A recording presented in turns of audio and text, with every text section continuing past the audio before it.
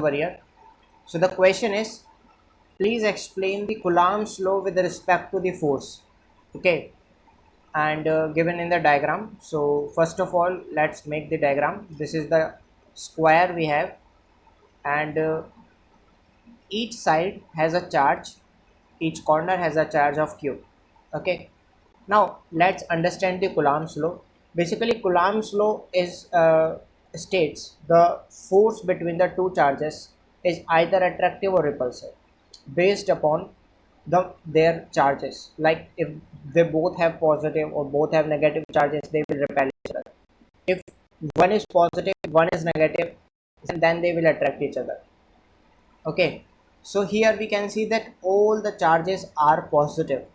Okay, so that means I am, for instance, I am calculating the net force. I want to calculate the net force at this place, at this charge q. So how I will calculate this force? So because of this q, there is a repulsive force acting. Why repulsive force? Because this is positive, and two same charges. It doesn't matter whether two charges are positive or negative, they will repel each other because same charges always repel and the opposite attracts. So because of this plus q, there is a repulsive force acting, and I am considering that the square length is a, each side has a is equal to a.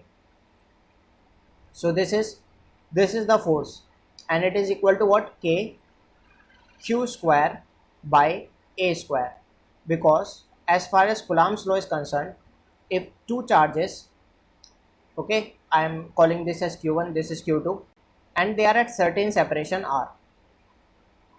So because of this q1, there is a repulsive force. I am considering both as positive now.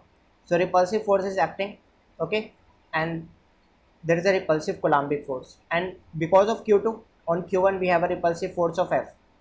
So we give the formula 1 by 4 pi epsilon naught q1 q2 by r square. This is basically Coulomb's law. Okay, same formula I am applying here. I am calling this 1 by 4 pi epsilon naught to be k. There is a fixed value of that as well, 9 into 10 raised to the power 9. Okay, so that is kq square by r square. Now if we consider this charge, because if this is positive as well, this is positive, so because of this plus q, there is a repulsive force again acting here, which is how much? F, k q square by a square. Okay, and because of this q, now let's see the separation between the charges. How much this distance is? This distance is root 2a. So that means because of this q, there is a repulsive force as well acting here. How much it is? I am calling this as f dash. What is the value of f dash? So f dash is k q1 q2, which is q into q, that is k q square by r square. In place of r we have root 2a whole square. So that means this is k q square by 2a square. This is the value of f dash. We can see that this f and this f are acting at an angle of 90 degree. So that means we have this f and this f, they both acting at 90. So how will I calculate the net force? That is root 2f. Simply f resultant is equal to under root of f square plus f square, that is root 2 times of f. Okay, and there is also one force. If I consider the net force on this charge, so one is root 2f, and another force is also acting, that is f dash, along the same direction. Fr is acting along this direction as well, f dash is also. So this is f dash. So net force on the charge is f dash plus root 2f. We already have the value of f dash. What is the value of f dash? This kq square by 2a square. And what is the value of root? This is root 2 times f. What is f? Kq square by a square.